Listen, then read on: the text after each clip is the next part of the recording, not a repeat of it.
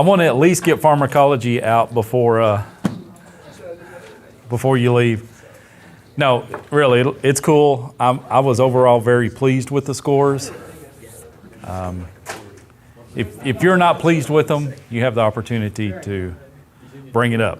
So overall, I was pleased with it. So, you guys did better than the guys before. So you're not disappointed in anybody? I think there are people who don't live up to their full potential yet, but they'll figure it out. They'll figure it out. They'll prioritize things in their life. I don't know. That's why I was wanting to run that last student so I get more accurate statistics, but I don't have it.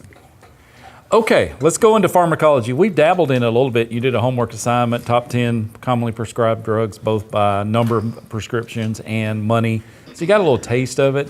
We've mentioned some things about agonists and antagonists, so let's kind of sum that up before we just dive off right into cardiology, which will probably be next week. So we'll do cardiology, we'll do BLS, we'll do a CPR class. Our skills coming up on one Thursday will be your CPR skills, really easy. Get your card, you'll be ready to go to clinical. Then we'll get into endocrine emergencies, another one of our four horsemen, the diabetic, the metabolic syndromes, and we'll talk about those. We've already done respiratory, so we've got that out of the way. And just a little bit of, male-female stuff, issues, and then we'll move into trauma. So we're right on track. We're in good shape. Keep plugging, okay? Keep plugging. The mountain is still in front of us. We haven't reached the crest yet. So, but you're doing well. So thank you for your attendance. Thank you for your patience yesterday, getting the exam set up and platinum and all that stuff. I know but now that you know how, we can do more. Your turn to talk, Gus. Why do we have to study pharmacology at the EMT level? I don't give a lot of drugs as an EMT. Because when you look at what they've been taking, you can see how it will affect what treatments you give.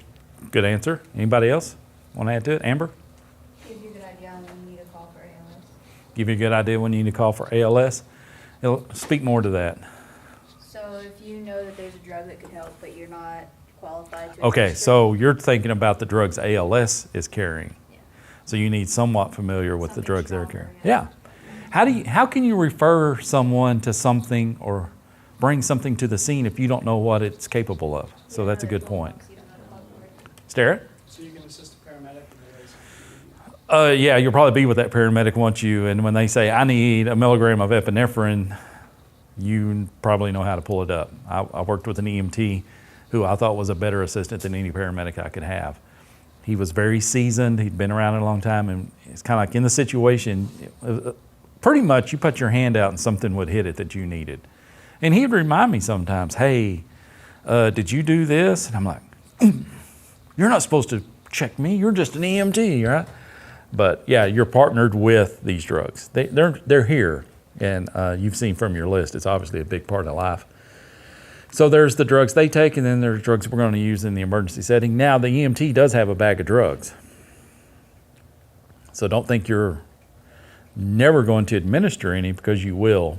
They are relatively benign, meaning they usually don't cause any harm if you mess up with them, but they could. And we'll talk about that when we go through it. Med administration, and you guys will fall in probably right in here. Assist and administer medication to a patient. You're going to get on scene, you're going to have these problems, you're going to see the medication sitting over here on the table, and you may ask them, have you taken this inhaler? No, I thought I'd wait to see what you thought. You've got a prescription for it, you've got an order from your doctor, and it says, as needed. We have an abbreviation for that. Don't we, Jordan? PRN. They probably work you a lot, PRN, don't they? You'll hear that in healthcare a lot. You'll be an employee, a part-time employee. When do you work? PRN. What the hell does that mean? PRN. It means as needed. And so we get a lot of prescriptions written to us as consumers that say, on the script pad, the doctor will put PRN and scribbles, and you take it to the pharmacist, and they'll hand it back to you typed out on the label. It says, take as needed. We have some other little catchy things about this too. What's BID? What's a bad marker? Justin? Great. You just need new markers. Just get black markers. I know. What's BID, anyone? Twice a day? BID, twice a day? QID? 4 times a day? We've got all these. So when you look at a prescription from your doctor and you're trying to make it out, like that's the sloppiest handwriting. It's probably because it isn't words. It's probably just a bunch of abbreviations. And these abbreviations make no sense. QID does not look like 4 times a day, does it? Here's another one, NPO. If you're thinking about like quad and bi, maybe, but Yeah, I don't know about that. NPO, nothing by mouth. Bi dosage. If you give something PR, you're giving it up the butt. Sub-Q, under the skin. So you see all this on these things, so that's why we have to sit down and study this. And you'll feel real ignorant out there in the healthcare team. We're going to talk about teams after break. If you're in a healthcare team and this verbiage is being thrown around and you don't know what it is, you'll feel ignorant. And if you don't know what it is, literally you are ignorant. You're not stupid, you're not dumb, but you're ignorant. Ignorance is a lack of knowledge. And nobody wants to be ignorant, do they? If I was to have you make a drug card, hint, hint, over the drugs that you carry as an EMT, on that flashcard, I would want you to name or elaborate on these 5 categories. Let's do one really easy. If I wanted you to write a drug card on oxygen, what would be the name? What would be the name or names of oxygen? Huh? O2. Okay, O2. Oxygen. We could write it out. Are there any other names? Oxygen is really not something that's been commercialized. In other words, it doesn't have a trademark. It's not like Motrin, trade name. What if I said LOX? Would that be a possible name? Yeah, for liquid oxygen. Some ambulances carry liquid oxygen, but you certainly see it in fixed facilities like hospitals and care centers. Liquid oxygen is a cryogenic. It's cold. It's so cold that the gas is turned into a liquid. And so when it boils off and is delivered to the patient, you get a whole lot of oxygen for a very little volume, right? So it's very economical, but it's also very cold. So it's got some storage issues there as well. What would be the effects of oxygen? Increases RBC saturation? Sure. Reverses hypoxia? Would that make sense? What would the action of that drug be?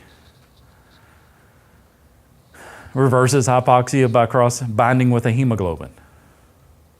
How does the drug work? What is its action? It's binding with hemoglobin. Okay. Notice I didn't say shortness of breath, did I? Oxygen doesn't fix shortness of breath, does it? But so why does everybody give oxygen to people who have shortness of breath?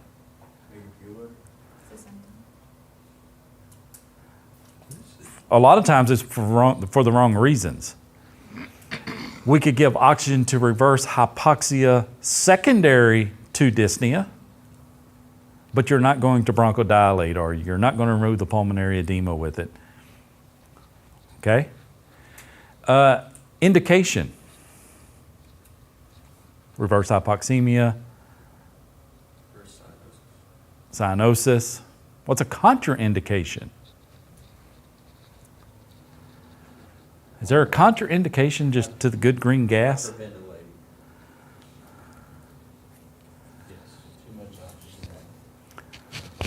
Contraindications would be hyperoxia. In other words, if they're fine with it, you don't need to give more. Hyperoxia.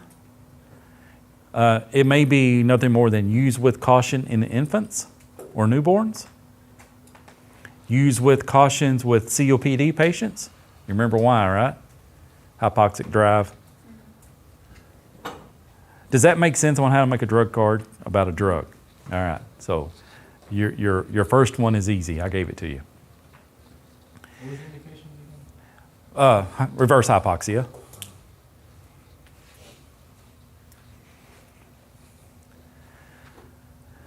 Complications of that drug, complication of oxygen may lower respiratory drive in chronic hypoxic patients.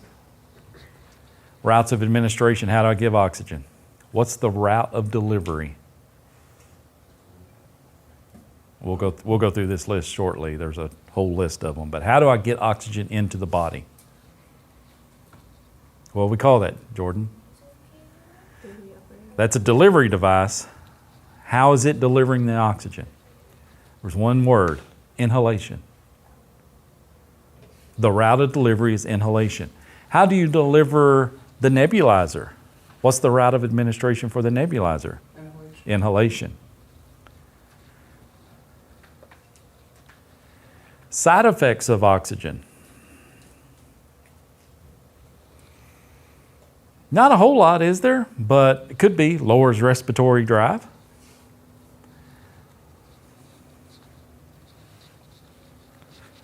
Interactions, I don't really know.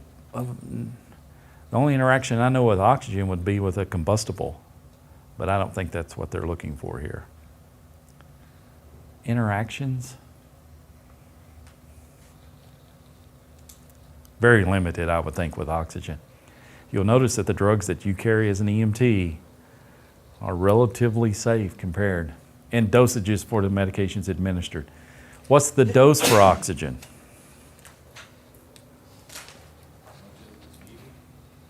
Do what now? As much as is needed As much as needed to do what? to return them to above 94. Okay, yeah. To return them to normal oxia. Does that make sense? Thank goodness nobody in this class said 10 liters a minute. 15 liters a minute. What's the dose? Until they return to normal. Okay, but we do know that we can start like at a fraction of a liter per minute all the way up to 40, 50, 60 liters per minute for some devices. So that's a wide number, isn't it? But Huck could be saying, I don't care where you're at on the numbers, I just want enough to reverse the hypoxia or create normoxia. So we need a word for that, Jordan. When we talk about drugs in the aspect that he's speaking, how much do you give? I need to titrate the amount. How much oxygen do you give? I need enough. I will titrate the delivery to reverse hypoxia. What's the definition of that? Titrate is, that's a good question. I don't know if there is a definition. I think it's more of a concept than a definition. Do you know the difference between a concept and a definition? Stare it, do you? Luke? Do you know the difference between a concept and a definition? The definition is pretty confusing too. When you can define something, you can fully understand it. Concept's not quite there. And some things can be both, obviously. So a definition of titrate would be, I'm not a Webster dictionary, but adjust the amount to reach the desired effects. adjust the dose to reach the desired effect?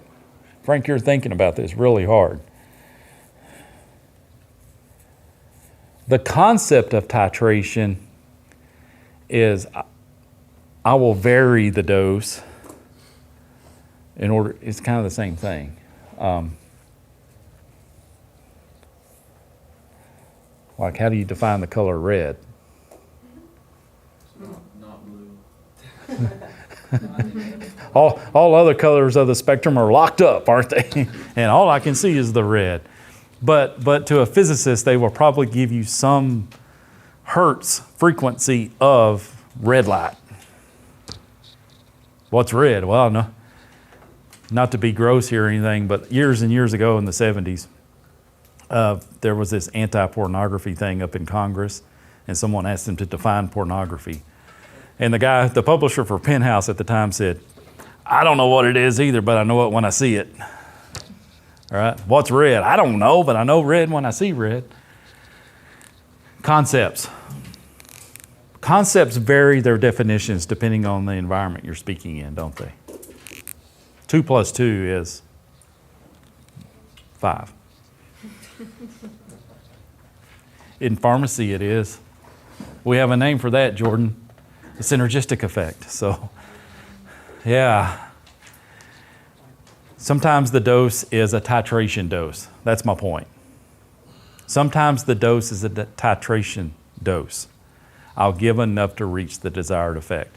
When you get into paramedic school, you're going to be given this through an IV sometimes, and you'll adjust the flow rate of the IV, and you'll ask, what are you doing? I am titrating to the desired effect. There's your definition. Adjustment to reach the desired effect. Isn't it crazy how we just have an open dialogue and we come up with a definition? Webster didn't do it by himself. Who said Webster was a man? I don't know. Ask my wife, I bet Webster was a woman. I told her that male bees only had one purpose. She said, well, what is the purpose for males? I'm like, I don't know. I don't know. If you failed to administer medications to someone who needed it, is that an act of omission or commission? Omission. Could you be charged with negligence? Yes.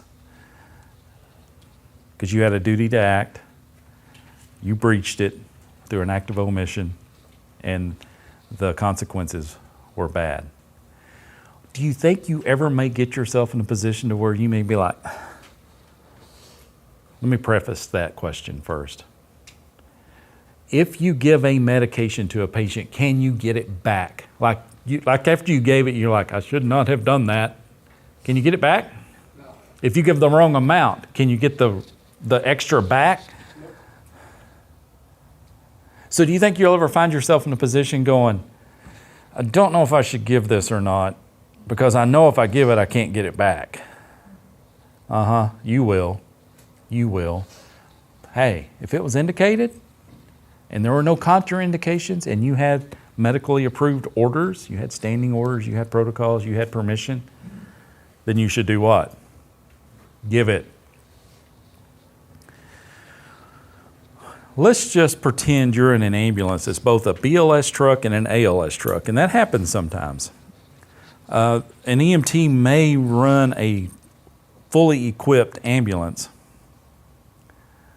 that's up at the MICU set standards.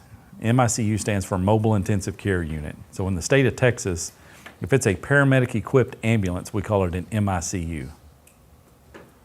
Other states just call it an advanced truck or a basic truck.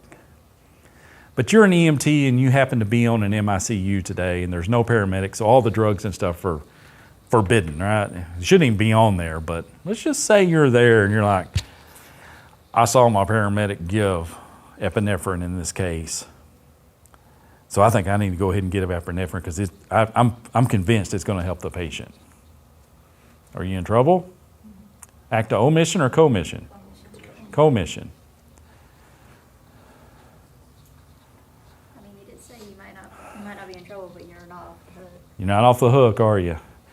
If they lived, you're a hero. for violating a rule, and maybe we'll get the law changed. If they die, you're an idiot. But we got to prove where they're going to die anyway.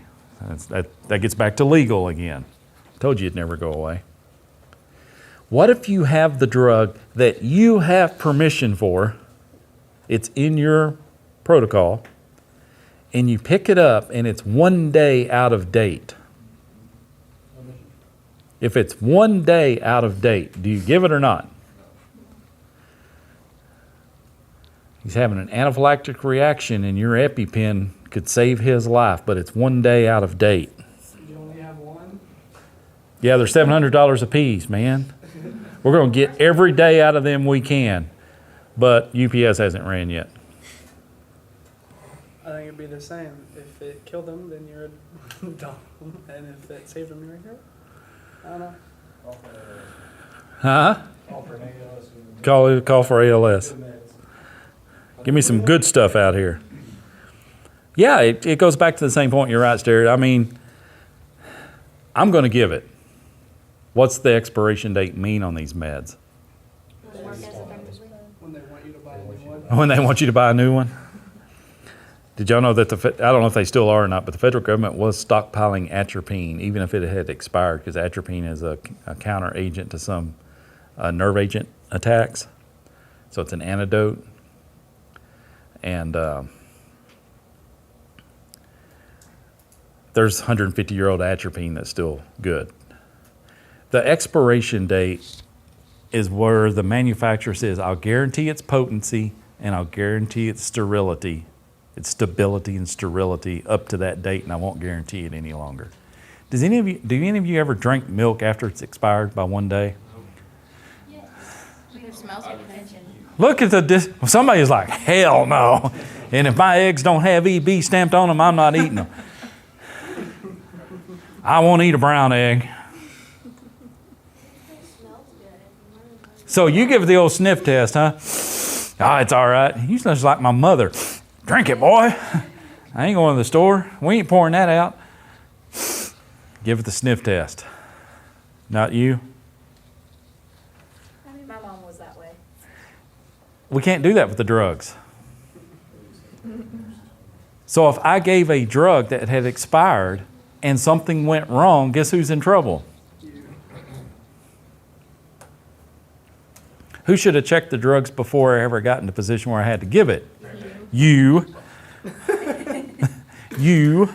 If there are drugs in your bag of tricks, if it's an EpiPen that's in your bag of tricks, you should have checked it at shift change. And if it had expired, then you should have brought that to your superiors and say, I need a new EpiPen. And document that you said so. Don't be this person who works for third-rate EMS agency who says, they're okay, just keep using it. Doctor said it'd be fine. Boy, I threw a wrench in it right there. I hope you caught it. I threw the wrench. Did you catch it? Doctor said it would be fine. So in today's jacked up world, it is so jacked up. You don't even realize how jacked up it is. Like, the only place that makes normal saline is a small island in the Caribbean that gets devastated by hurricanes.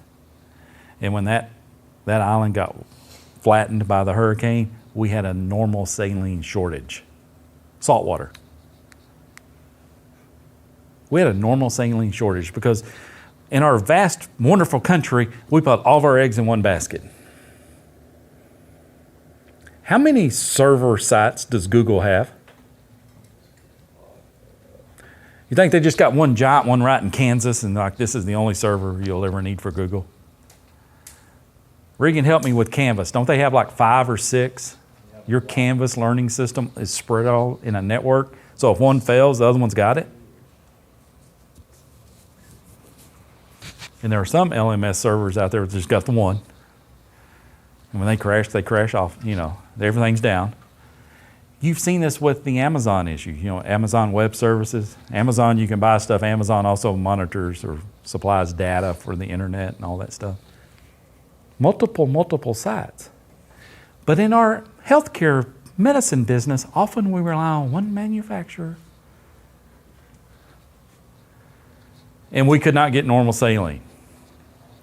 So if you had a bag of normal saline on the ambulance that had expired, are we supposed to be able to use it? The answer is no. But if the medical director stated on a piece of paper, had it in writing and attached to your protocol book in writing, signed by the medical director that says, you are hereby authorized to use expired medications, these are the ones I authorize you to use. Because it's not just normal saline. Next week we'll run out of benzos, our benzo class of drugs, our Ativans, our Valiums, our Xanax, well, that's because sometimes we rely upon a European country to manufacture those benzos for us, and they don't agree with the death penalty in certain states, and they won't ship it because it's a death penalty drug. It's in the cocktail for death penalty. And so for political reasons, they'll put their foot down and say, yeah, we're not selling that to you. You're not using it the way we intended. You're going to encounter that in this business with drugs. And you may violate a hard rule that says never give an expired drug because the milk's still good one day after, right, Jordan? And as long as you got somebody with better authority than you saying, go ahead and use it. Let me tell you what I would do, and I'll face the consequences later. If I've got I'm not telling you to do this, but if I got a one-day EpiPen and a child in anaphylaxis, I'm going to use the EpiPen. I'd much rather, because I think that's in the best interest of the child, I'd much rather face that criticism than going, I'm sorry your child died, but it was out of date by an hour. Explain that away. There are no for sure's in this business, is there? It's a gray area. And if you're a black and white kind of person, it's either right or wrong, or you're going to get lost in this. Because that's why we have the law system, the courts and the law. The science of drugs. I used to think I wanted to be a pharmacist. There is a book out there, and you kind of need to know about this book. Not that I want you to buy it, by no means, but you'll hear this terminology. It's called a PDR. It's a physician's desk reference. It's the Bible of the drugs, so to speak. It's a book. It gets bigger all the time. And it's a very expensive book, but every drug that is listed in this United States book, USP, you need to know that. What is the USP? The United States Pharmacopoeia. It is a registry. It is a database for all FDA, USA approved drugs. So every drug that is approved to be used in the United States is in a database called the United States Pharmacopoeia. Pharmacopoeia. I can write it better than I can spell it. I think. I may have my I and my E backwards. I'm bad about that. I before E except after C, right? Let's see if it looks better this way. Maybe. Pharmacopoeia. Maybe it's just IA. Maybe it's just IA. Let me try that. Why'd you have to ask? You said we had to know. I said USP. I didn't ask you to spell it. Look it up for us, okay? Well, I memorize what you can reference. That's what Einstein said. And if Einstein said it, it's got to be good. Right, Sterrett? He also said the only thing you need to know is where the library's at. He was trying to get to the point you can't know it all. You can't know it all. You just got to be smart to be able to interpret the knowledge that you already have. United States Pharmacopoeia. So every drug that you will give, which way? EIA? Look, you make one mistake and you get called out. Thank you. It's a big word. I don't understand it. Make one mistake and you get called out. I've spelled 14,000 words for you so far, and I didn't even make it. But what did I do, Jonah? What did I do? It's a learning moment. No, I created doubt, didn't I? I created doubt. And what did I do when I had doubt myself? What did I do when I had doubt myself? Give us that. Huh? Give us that. But you were found out. Yeah, and there's another teachable moment. We're giving drugs. If I have a doubt about it, what do I do? Get a second opinion. If you have doubt about it, let's go to the what? Let's go to the main source. Let's look it up. This is going to bleed over into our next lecture today, where we talk about being mindful of the environment we're in and dropping the I know it all attitude. Rookie instructors, teachers make that mistake. You ask a question they don't know, they'll fabricate some answer so they won't look ignorant. And then they get caught, and now what happens to trust? You'll never get it again, will you? Because you'll never know if they're lying to me or not. You guys are going to give drugs, and you'll know it's an approved drug by the federal government when it says oxygen, USP. How do I know an oxygen cylinder has medical grade oxygen? One, it'll say oxygen USP. It'll have the pin index system, and it'll be colored green. If I'm working down in welding, if I go down here to the welding shop and they have oxyacetylene cutting torches, and they have a cylinder of oxygen there, will it say oxygen USP on it? So therefore, it's not medical grade oxygen, is it? But I'll tell you, it comes out of the same cylinder. The only thing the USP does for oxygen is guarantee its purity and sterility. So it also gives you a lot number. It's traceable back to the source. That way, if it's contaminated, they can figure it out. So how do you know if the drug is an approved drug? It will say USP. You know it has went through the trials. You know it is deemed safe. There are a few drugs out there that we give a lot in pre-hospital environment that never went through trials. We'll talk more about that later. New word alert, pharmacodynamics. Pharmacodynamics. How does the drug work in the body? Oxygen is an easy example. Oxygen reverses hypoxia by binding to the hemoglobin. That's pharmacodynamics. How does Valium work?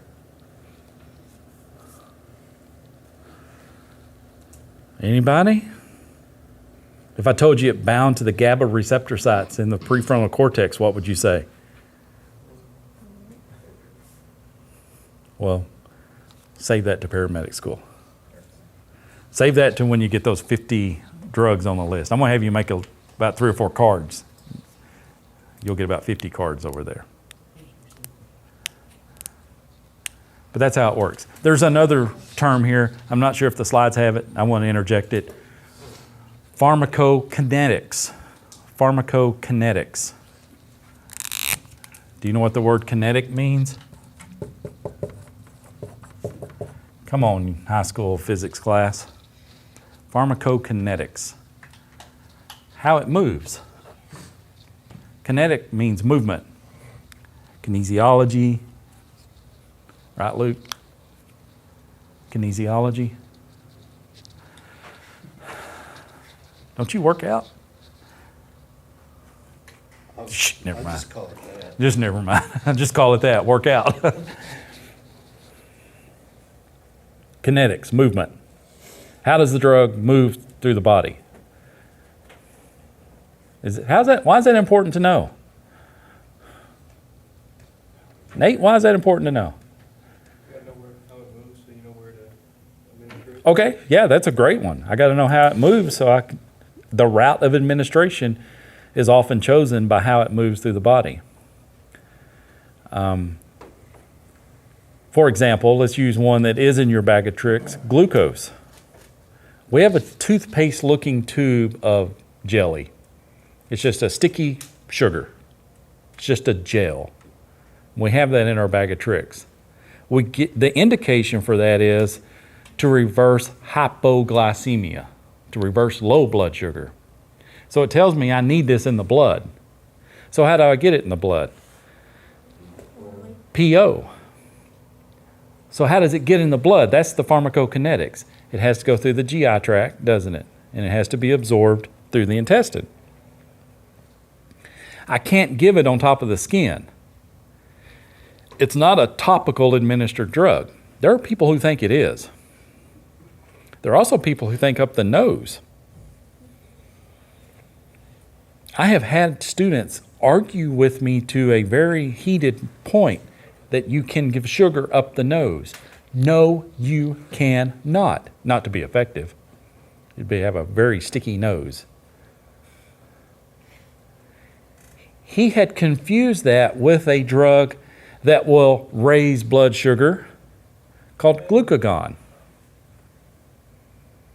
And glucagon is a hormone that will cross through the nasal membranes that goes over to your liver and says, release glycogen, stimulate gluconeogenesis.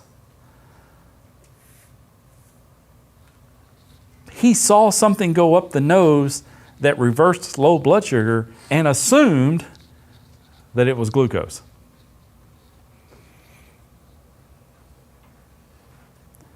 He was ignorant.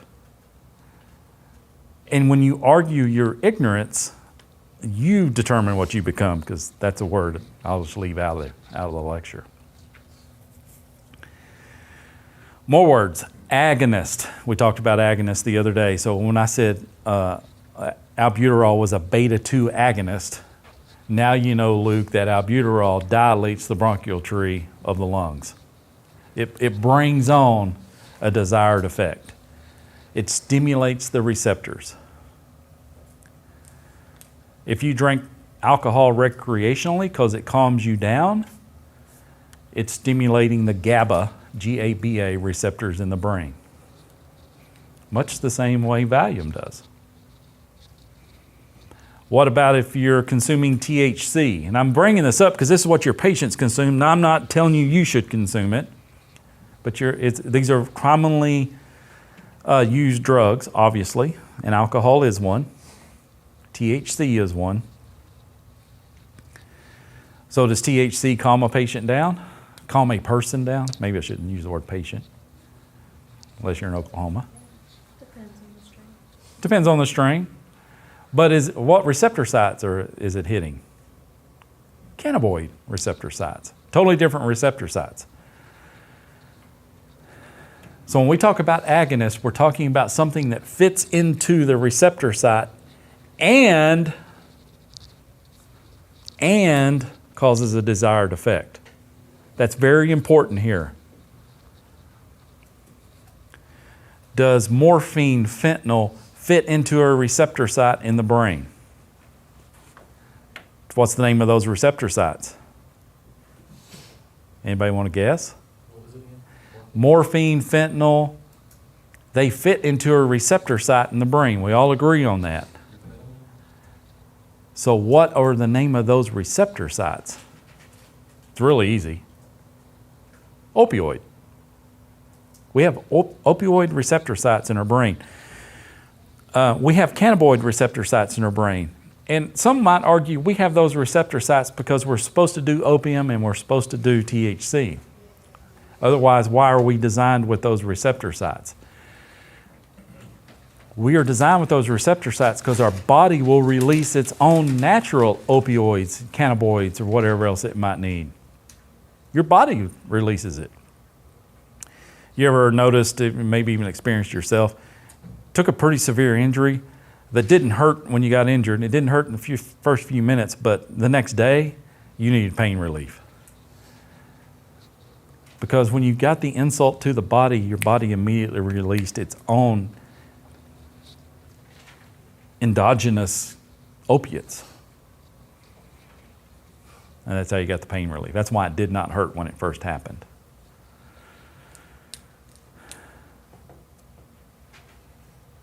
So an agonist fits the receptor site,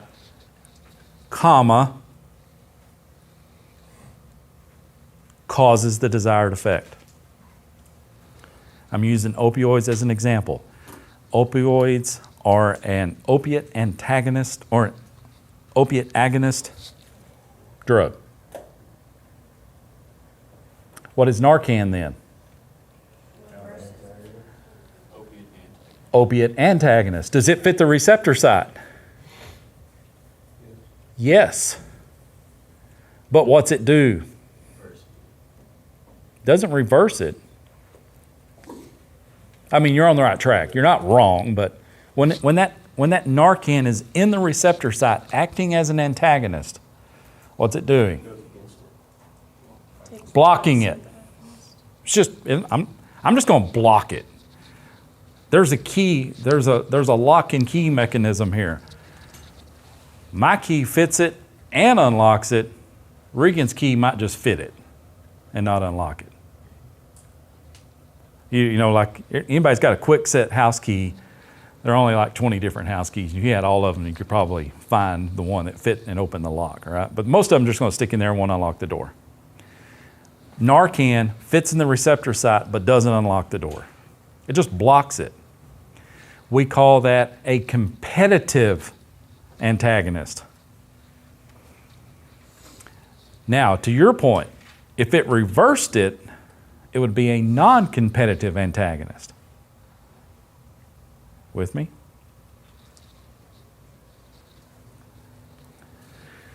You got two things that want to get on the receptor side. The Narcan says, nope, I'm going to compete against you and I'm going to get in there. So, or maybe even this, morphine, get out of the way, I want in there.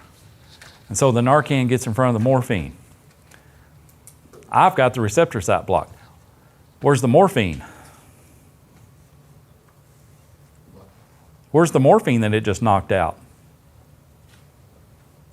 It kicked morphine out of the receptor site. So where's the morphine now? It's just circulating around, Luke. Let me tell you how this works. Does everybody know the pop star, rock star? I don't know what genre he was. Prince? Everybody knows Prince, Purple Rain? If you don't know Purple Rain, you're missing out on life. Right? Prince was cool. He also liked his opioids. So Prince has a drug dealer. Okay? He had a drug dealer. His drug dealer is still alive. Don't you think Prince knows how to buy or hire the best drug dealer money can buy? He's probably not in the back alley of Dallas somewhere selling stuff off the street, is he? He's a high-end. He's got pharmaceutical grade stuff. Prince likes his stuff. He gets on a plane. Some of this I'm confabulating because he couldn't work anywhere else. So don't hold me to the exact details. But Prince is on a plane and he's taking a trip. He's on opioids. The pilot gets alerted to like, hey, Prince is out. What would you do? If you're the pilot of the plane and Prince is your passenger and he's unresponsive, what are you going to do? You're going to land, aren't you? You're going to land and request medical assistance. So they did. What are the paramedics going to do when they meet Prince at the door of the plane?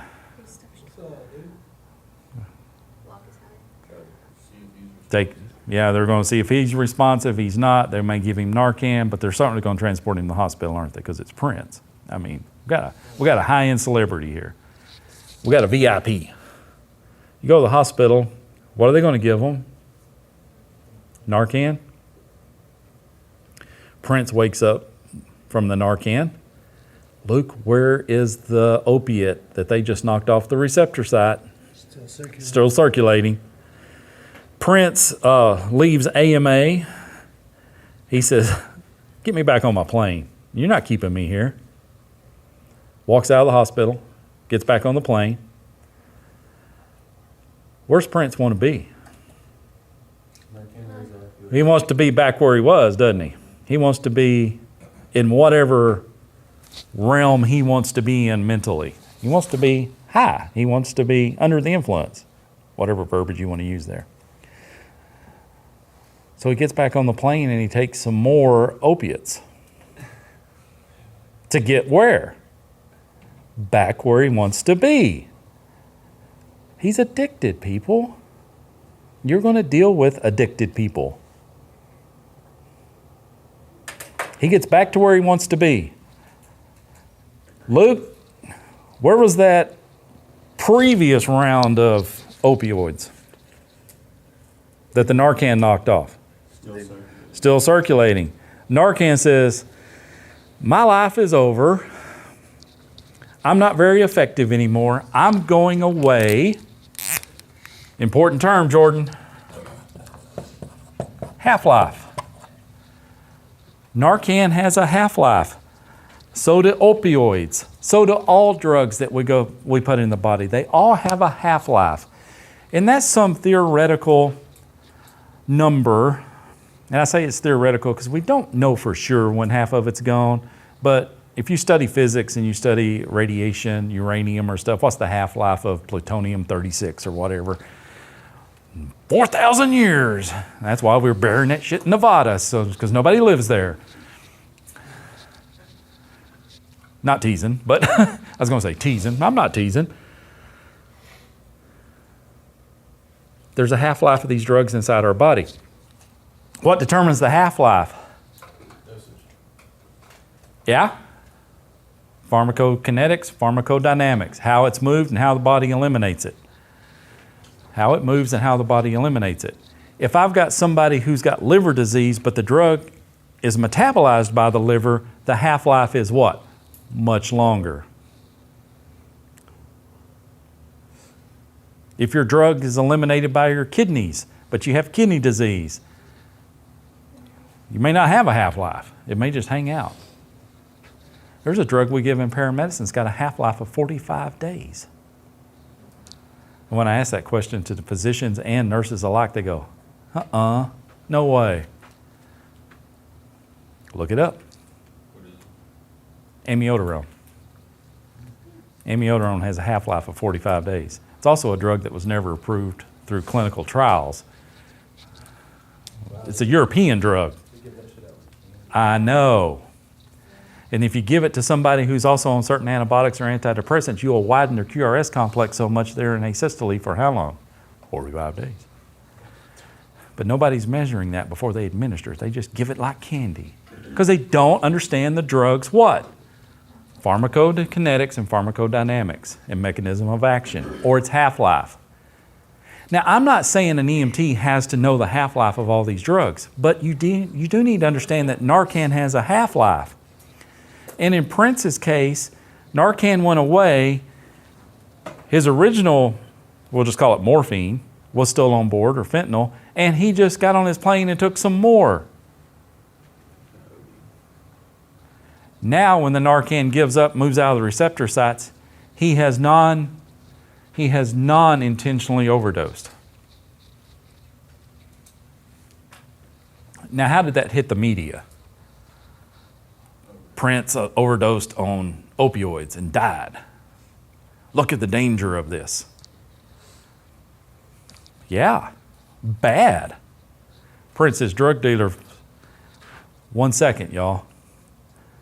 Prince knew what he was doing with the opioids. I'm not saying he couldn't accidentally overdose himself, but when you landed him and gave him Narcan, I know Prince, he wanted to get high again, and he took another hit. There's a high probability he'd be alive today if you'd never landed. A good drug dealer will give you the opioid and Narcan taped to the side of it. It says, don't do this alone. This is some bad shit. Get over in the room, get a buddy. Take the trip with a buddy who's not going to do it, and let him sit there with the Narcan just in case you go too far. Because this is some potent stuff I'm selling you. They will give you, does a drug dealer want you to die? No. No, they want you to come back. So they give you the Narcan. You'll always know you got a good drug dealer when he gives you that as buy one, get two free. Huh? Is that in my experience? No, it's just a good business model, man. That's just a good business model. So if EMT don't work out.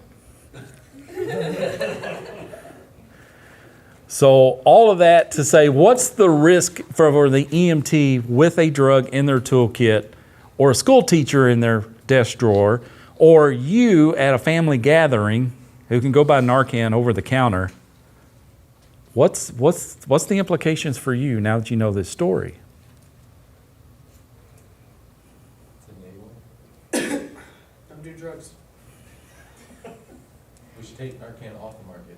And those all still- Has Narcan saved some lives? Yes. For sure.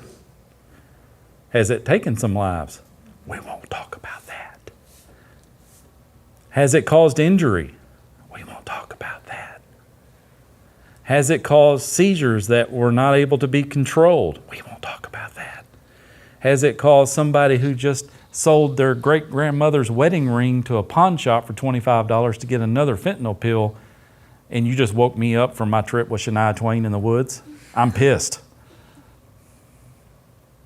Nobody got it. Only a few people laughed.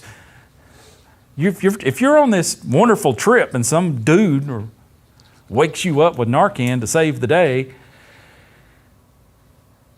you just woke me up from the most terrific dream. I'm mad. And I'm like mad. These people will fight you for taking them out of their high. They know what you've given them. They know you've ruined a trip. And they're not happy about it. And they'll come up fighting. In paramedic, we give the drug just enough. In other words, what do we do to it? Titrate. We titrate it to get the desired effect. What is the desired effect of giving Narcan to an overdosed patient? Well, they're still breathing, but not all the way. Not wake them up, Block the but what do I want to see? Then not just die. enough where we won't find that. I want to see their breathing pick up. Oh, yeah. I want them to be able to breathe on their own, but no more. What's the risk of waking them up? Well, one, they could be very violent and mad at you. Number two, if they're such a strong addict and that the brain tissue, the receptor sites become so dependent upon that if they don't have it, they'll seize. Same way with alcoholics. There's two types of dependency, guys. There is psychological dependence where you think you need it, and there is physical dependence where the cells actually mutate to the point where they are the happiest in the environment of the drug. Alcohol, if you abuse alcohol enough, you won't be deemed an alcoholic. We took that word out. Now it's called alcohol use disorder. It sounds better, doesn't it? No more alcoholics. Alcohol use disorder. Fair enough. Can't argue with it. What's the better option in Narcan? Back valve mask. That's what I think we just have to do.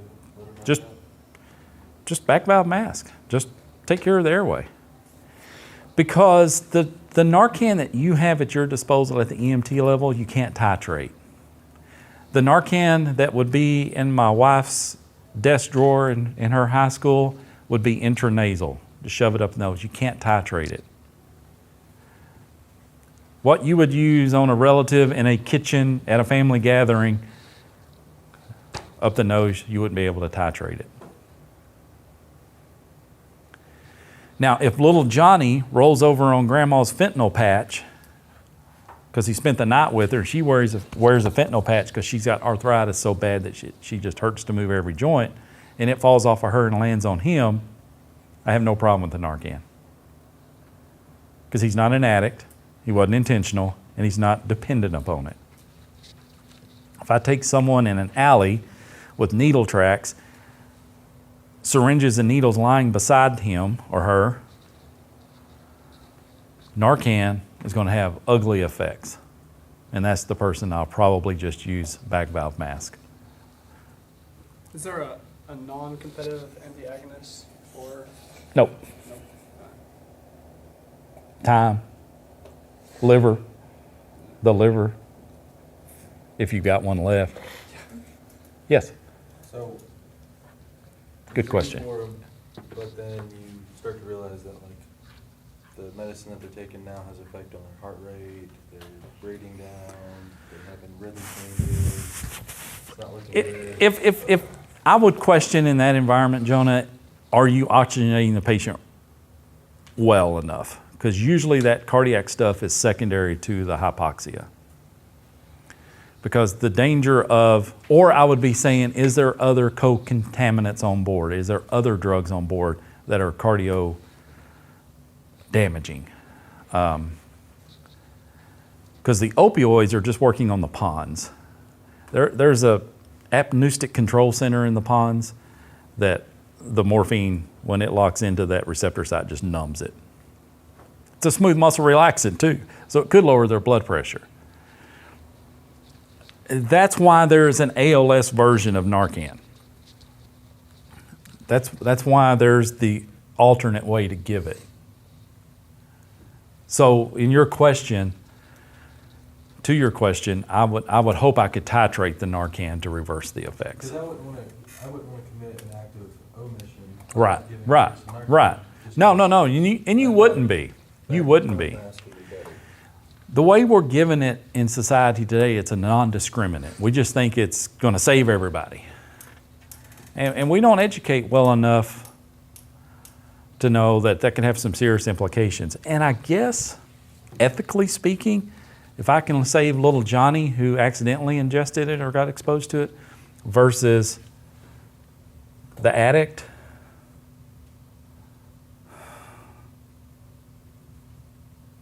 if I'm dumb to both of them, that just happens to you because you're addicted to it. I don't think we can use that excuse in medicine, though, because we're trained to know that I can save this guy's life without causing a fight, without causing seizures.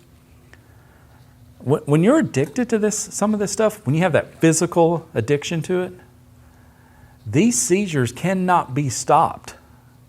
If you're there's what we call a seizure threshold.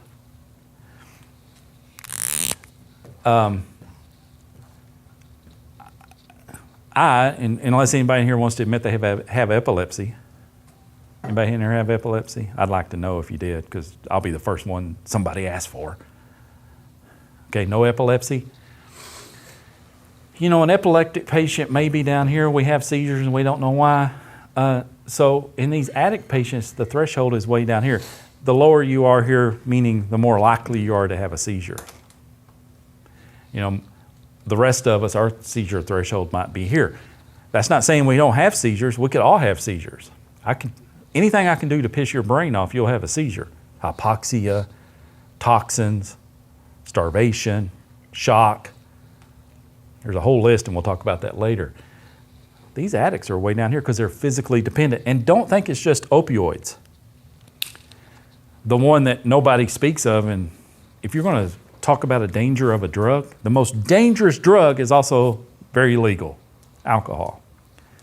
It is more dangerous than any of this other stuff that we are so societally groomed to avoid. Incalculable more dangerous than THC. More dangerous than opioids. Causes more deaths probably than all of the others combined. Probably is the most expensive toll on society. Most expensive toll on families and domestic violence and murders and suicides and all the bad stuff has an alcohol component to it, most likely. But it's legal. And a lot of the punishment is a slap on the wrist. Yeah, it's everywhere. It's rampant. We got a legal age of drinking 21. Don't give me that line of crap.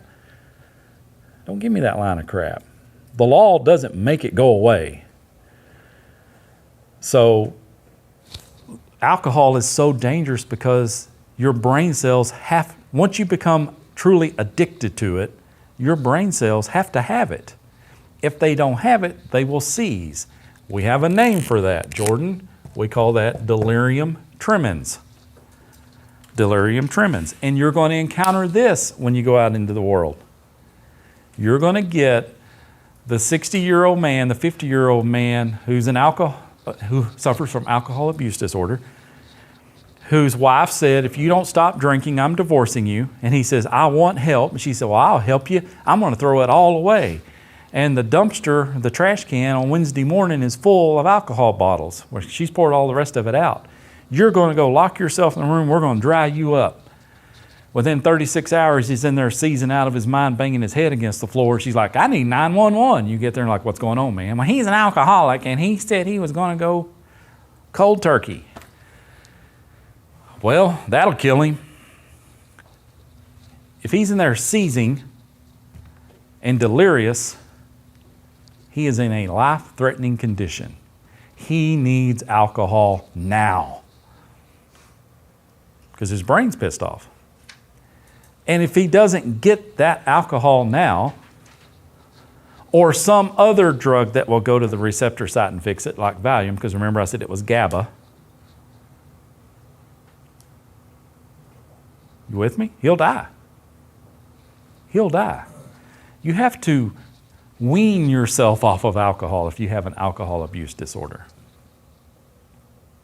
Highly addictive drug, readily available, 100% legal. What could go wrong?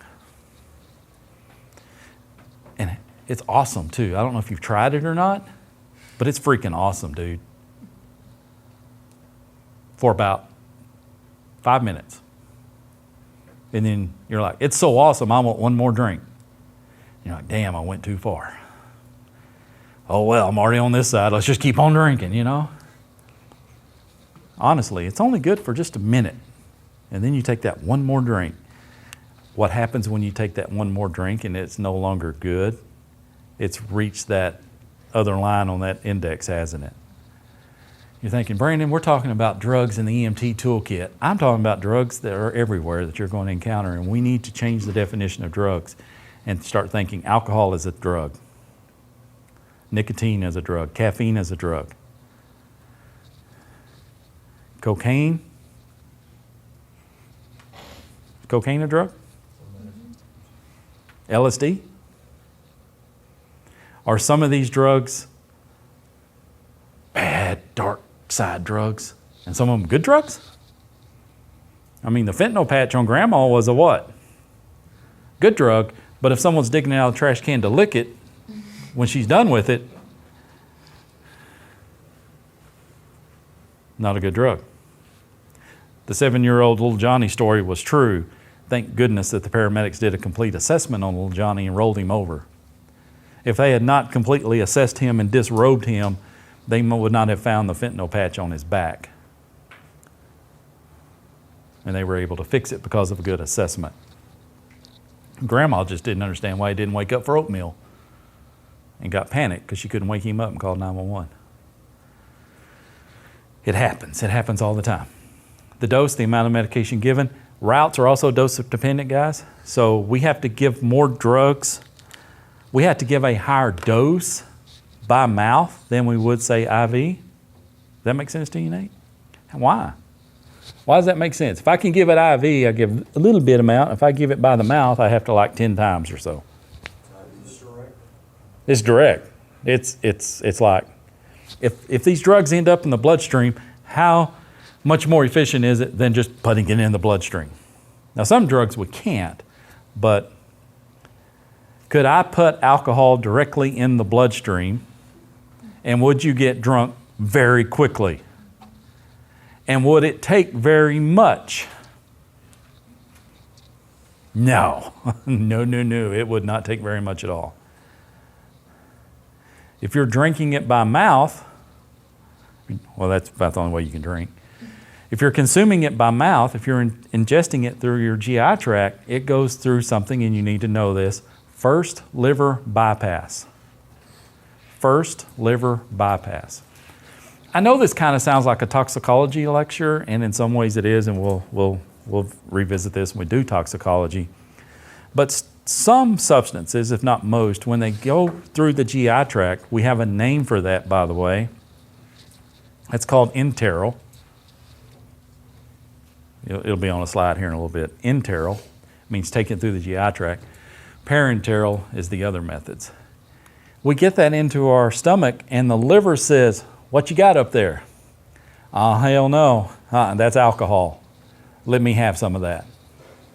This is why when you hear people who have alcohol abuse disorder, they make jokes about their liver. Oh, my liver felt left out, so I started drinking last night. It got lonely. Good thing I was born with those genetics of my daddy, because I got 2 livers and I can drink more, right? You ever seen daddy drink?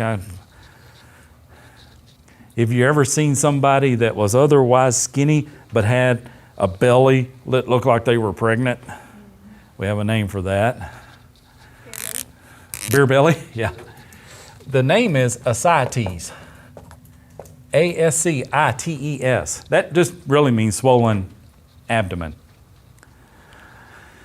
When you see ascites in someone with alcohol abuse disorder, what you're looking at is the liver. That's how damn big their liver is. They have fatty liver disease. And then they have a lot of fluid that's associated with the liver just leaking out fluid, edema. And it gathers in that abdominal sac. And people in the late stages of liver failure due to alcoholism often go and have their ascites drained. I've been called to the scene before to drain someone's gut. And I'm like, that is not in my scope of practice, dude. And he's like, they won't take me back to the hospital because I'm just so chronically ill. Can you shove this needle in my belly and let this fluid drain out? I've seen them do it. I just can't do it to myself. With tears in their eyes because they're so swollen, they're hurting so bad. Please stick that needle in my belly. No, it's not in my scope of practice. The ER told me if I kept drinking, just don't come back. You're killing yourself and I'm not doing you any good. That's how much fluid's in these people's bellies. And if I was to poke that needle in there, there's a high probability I would hit the liver because it is everywhere. Legal, easily obtained, advertised on TV as a good time. What? But the liver loves it. And the liver will start detoxifying it as quickly as it can to protect the human, the entire body.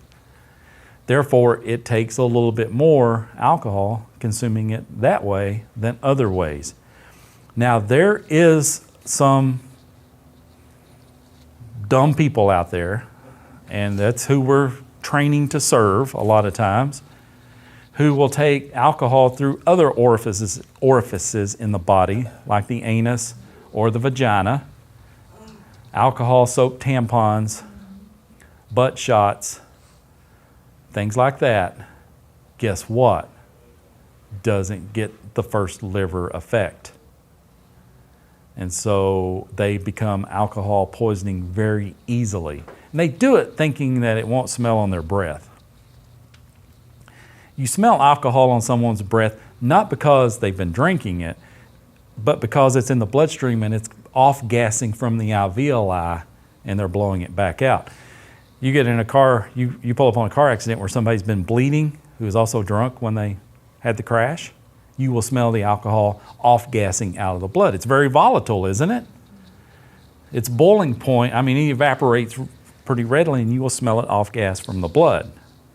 Now, I don't think you can go up like a bloodhound and go, they're 0.8. No, but you'll smell it.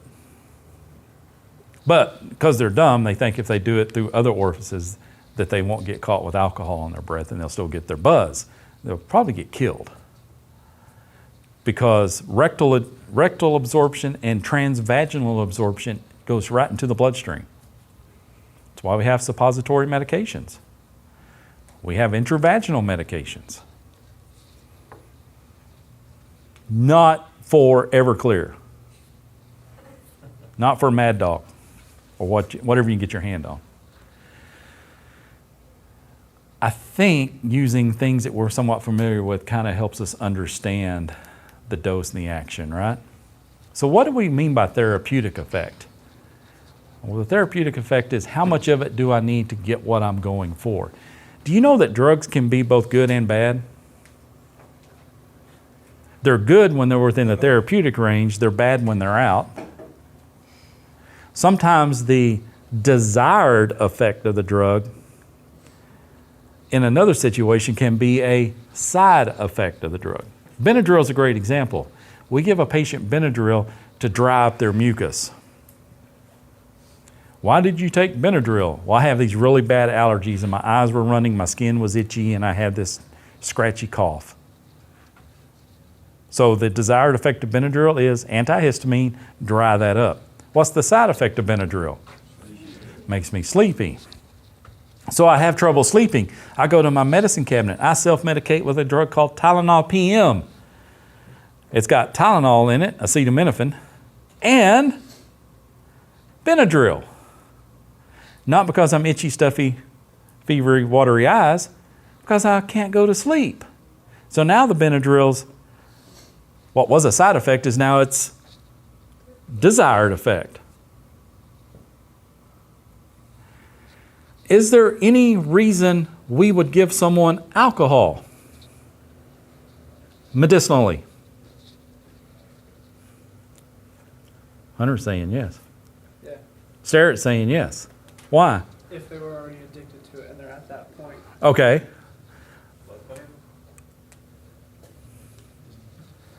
Use it to sterilize stuff. If little Johnny had consumed antifreeze from Papa's Garage, you know, if you've ever seen antifreeze, ethylene glycol, it's green, it's pretty, some of it's orange, some of it's blue. It's always a beautiful color. It looks like Romulan ale in Star Trek, right? And it's sweet. It's very sweet. It's easily mistaken by little kids as Gatorade or fruit punch or an orange drink or lemon lime punch or something. And it's sweet. It is really sweet. It's like too sweet. How do you know it's sweet? I've had it in my mouth before. I've had a lot of it in my mouth accidentally and went and done a couple of shots. I needed the excuse. No, seriously. If someone has known ethylene glycol poisoning, antifreeze poisoning, then we give them 90 proof alcohol. Because the liver loves ethylene glycol, and it says, that's not good, let me get rid of that. So it starts breaking down the antifreeze. The liver goes to detoxify the antifreeze, and the byproduct, or what we call a metabolite of that, is formaldehyde. Formaldehyde, the same stuff that they put the little cats in your high school biology class. The preservative formaldehyde, and that starts floating around your bloodstream. That's not good for the cells. That's cytotoxic. It's not good. So what happens is, if I put 90 proof alcohol down the gut that's got antifreeze in it, the liver will attack the alcohol first because it really loves the alcohol. It loves it more than it does the antifreeze. And it'll say, let me go attack this alcohol, therefore the antifreeze can flush on through the system. That is the antidote for antifreeze poisoning, is 90 proof alcohol. So it's one of the few. I think you're right in that, but we won't use alcohol because not many ambulances carry it. And somebody's got the question, we don't carry it, where am I supposed to get it? It's readily available. You can get it. You can get it. What did you say it makes if it gets a hold of the... Formaldehyde. Now, if you get drunk on alcohol and you have the hangover the next morning, the metabolite of the alcohol, and I have a hard time pronouncing, acetylcholmide, I think. It's another formaldehyde cousin. That's what gives you that intense hangover and headache. And it's the byproduct of what that liver done to you. If I had someone with known ethylene glycol poisoning, I would get on the phone with medical control immediately, and I said, this kid just consumed a glass of antifreeze, and I've got alcohol available. What do you? And as long as they're awake and able to swallow and able to follow instructions, you'd probably get permission to give it. I'm assuming you don't have Jack Daniels on the bottom. Nope, just go to, you could probably walk in a liquor store. I've never had to do it, but you could probably walk in a liquor store. I wonder who figured that out. I wonder if big guys are not right now, like I'm gonna die anyway. I don't know who the chemist was that figured it out. Here's where you're going to encounter it, though. You won't encounter it as an accidental ingestion very often. You will encounter it as an intentional ingestion. Because the guy whose wife poured all of it out will go to such extreme measures to get a buzz. They will drink mouthwash. They will drink NyQuil. They will drink isopropyl alcohol, rubbing alcohol, which is bad. They will drink windshield washer fluid, which is highly deadly. If they live, they'll be blind if they drink that methanol. And some of them have even tried consuming antifreeze to get a buzz. And they probably will get a buzz. Because the brain will look at the formaldehyde just like it would the acetaldehyde and go, I'm drunk. When you're drunk, your brain's poisoned. That's why you have those feelings. You have a poisoned brain. It's kind of bad, isn't it? Legal, easily obtained, and advertised on TV as a good time. There was something else I wanted to say about that. Just as a little piece of social trivia. These people are so addicted to alcohol and they want to please their spouse because the spouse is giving them ultimatum, dry up or divorce. I have seen people take the windshield washer reservoir in their car and drain it of the fluid, flush it out, and pour it full of whiskey or whatever their favorite drink is, reroute the hose from the windshield washer up into the dash, reach up underneath it, get that hose and push the button and drink on their way to work and way home. They are the most creative people you will ever encounter, kind of like a prisoner. They're kind of like a prisoner, and they are a prisoner to the alcohol. And it's not just an old person thing, alcoholism or alcohol use disorder. There are young people your age who have alcohol use disorder.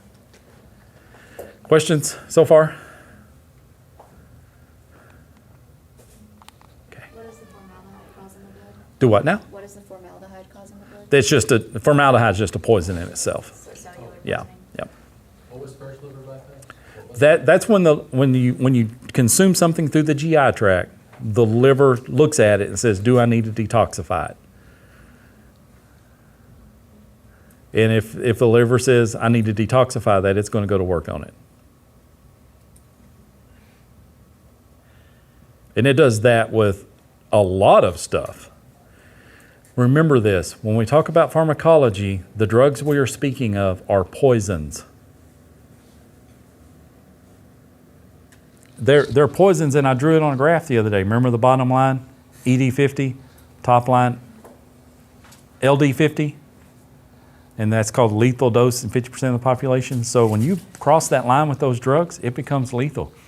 So as simple as this, can I overdose on Benadryl? Yes. Can a person overdose on alcohol? Can they overdose on THC?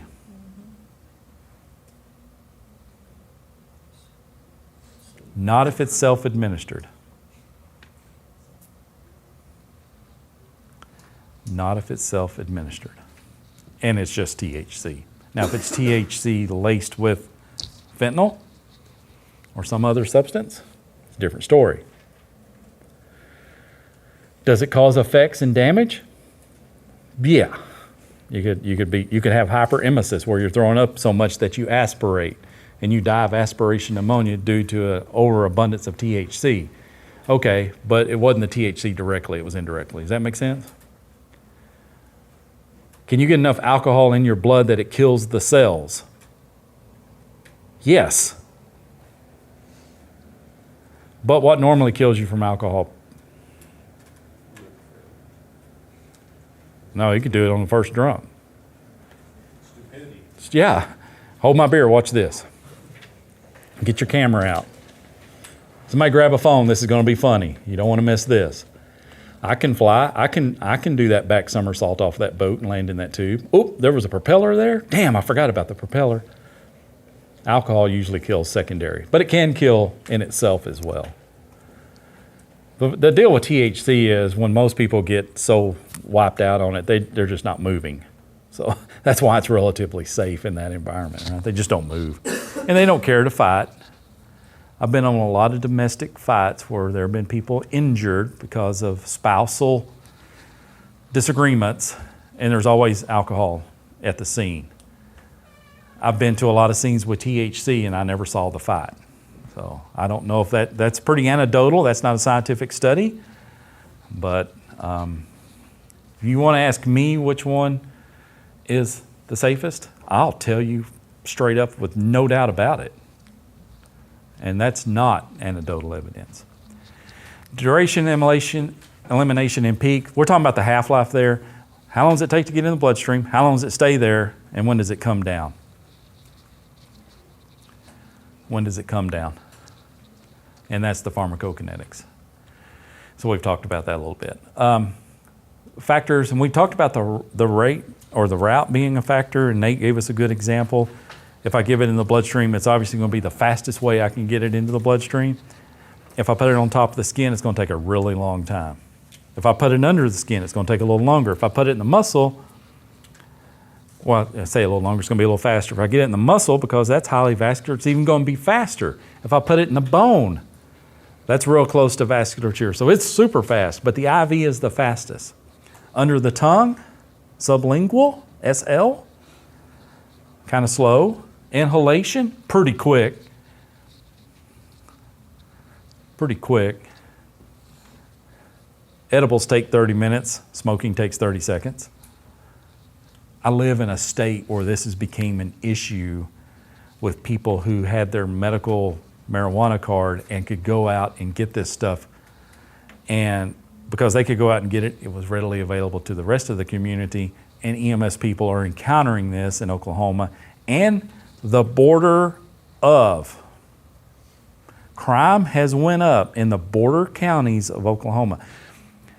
Even in the other states, Grayson, Lamar, hop around the state. Because you step across that state line, what's a felony over here in Arkansas is a misdemeanor in Oklahoma. Well, when there's crime and misdemeanors and felonies and injured people, who else is there? You are. You are. So you're going to go out here and deal with this stuff. And it was a new paradigm. And it's kind of settled down now. Everybody's gotten used to it, and the newness is worn off, right? People know what they can do and what they can get away with, and they've never, they know that edibles take a while and don't eat the whole bag and all that stuff. But it just created a new thing to encounter on the street. You can go to different regions of the state and encounter different things. You can go to different regions in Dallas and encounter different things. Let me give you this one piece of information, and then you can take a break because you probably deserve it. You ever heard of GIS mapping? You military guys probably heard of GIS mapping. Global Information Services, I think is what it stands for. It's a takeoff of GPS. It's just imagery. You can, and everybody's got a phone today, and if the people wanted to look, they could tell where you're at. They could tell where the most people are at. That's kind of the idea behind GIS and stuff. It's real good for disaster management. With GIS mapping, along with dispatch information, we can take, and I'm going to draw the peninsula of Florida here, kind of. We can take Florida, where a lot of opioids and fentanyl and trafficking comes in, and we can come down here in one of these coastal cities, and now let's magnify the city. Let's blow this up. Here's the streets and the grids and all that. EMS call right here at the corner of 12th and Armstrong. EMS reports back this is an opioid overdose. 12th and Bernie, another opiate overdose. The computer can predict through AI, actually, and this has been around for a while now, which is ironic, it can predict the plume. Therefore, they know where the new shipment of fentanyl has hit the city streets. And they can see it being sold and distributed throughout the community, and these guys and girls are going over and getting their fentanyl and sitting down and getting them a hit. And it gets an EMS call. There is only so much Narcan in the city and so many ALS resources, so they will start moving the ambulances closer to that plume and or stocks of Narcan. And some of them have such a limited supply of Narcan, it's a 3 strike and you're out rule. Dude, I've given you 3 Narcans in the past month. You don't get another one. You don't get another one. That's crazy. And they're seeing that in these high influx shipment towns where this stuff gets into the border states. And Florida's nice because they can bring it by boat and get back out of there quickly. Whereas by land, it's a little easier to track you down and get you. And so there's law enforcement stuff out in the coastal waters all the time, grabbing those shipments. And sometimes they make the news when they get a really big shipment. They don't talk about all the little shipments, though. Those don't make headlines. But the EMS people know about it.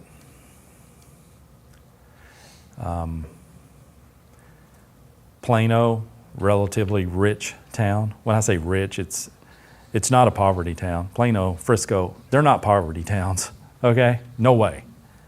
Especially Frisco. No way that's a poverty town. Does it have drug abuse in it? Sure. They're just better drugs. They're more pharmaceutical grade than the others. So no matter where you work, you're going to encounter a different type of drug abuse. You can't talk pharmacology and not talk that. Any other questions before we take a break? Right at the 10:30 mark. It's kind of weird. I don't watch the clock, but I can feel it, and I look up there, and it's time. Okay. So I'll give you 10 or so, and we'll get back in here and finish this up.